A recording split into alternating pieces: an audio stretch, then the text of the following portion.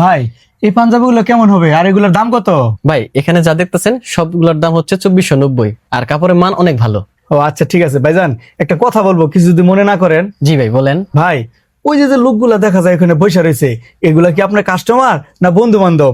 না ভাই ওগুলো আমার বন্ধু বান্ধব। ভাই এই যে লোকগুলা বসে রয়েছে এই জন্য কি আপনার বেচা কিনা সমস্যা হয় না?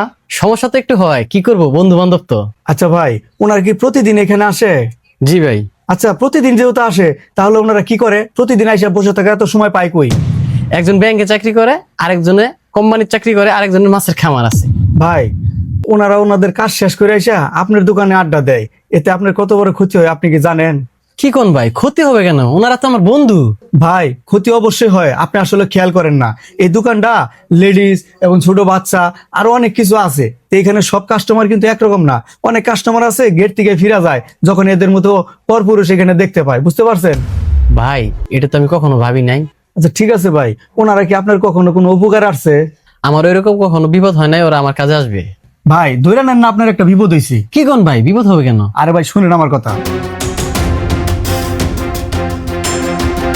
বুঝছত নীরব, যে মাছ ছাড়ছি এবার খামারে না হলো 20 লাখ টাকা ইনকাম করবো। দোস্ত তো করে একটা কথা কইতাম। কি কথা? আমার কাছে কোনো টাকা পয়সা নাই। কথা তো আমার ওটাই ছিল, ছোট ভাই বাড়াইছি মুখে আমি 2 লাখ টাকা দিয়া, এখন 50,000 টাকা শর্ট। নীরব তাহলে তুই দে। বন্ধু আগে যদি কইতি তাও টাকাটা দিতে পারতাম, বেতন যা পাইছিলাম তাতে বাসা ভাড়া আর ছেলে মেয়ের স্কুলের বেতন দিয়ে শেষ। আর বন্ধু একটা ডিভিএস আছে, ওটার টাকাটাও সকালে কেটে নিচ্ছে, না হয়তো তোর দিতে পারতাম। তাহলে নয়ন তুই দে। না রে বন্ধু, আমার 3 মাসে স্যালারি হয় নাই।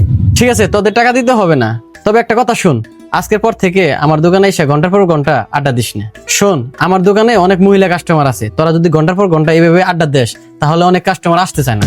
হ্যাঁ বুঝছি, এ দেয় না যে এখন বন্ধু খারাপ হয়ে গেছে গা, সোজা কথা কই দিলে জয় দোকানে আর আইস না।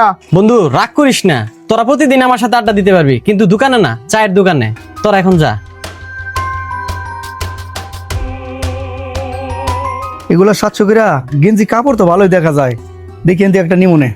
ভাই আপনাকে অসংখ্য ধন্যবাদ, আপনার কথাই ঠিক আছে, ওদের প্রত্যেকের কাছে টাকা আছে, কিন্তু আমাকে 50,000 টাকা দিয়ে সাহায্য করবো এই মনটা ওদের নাই।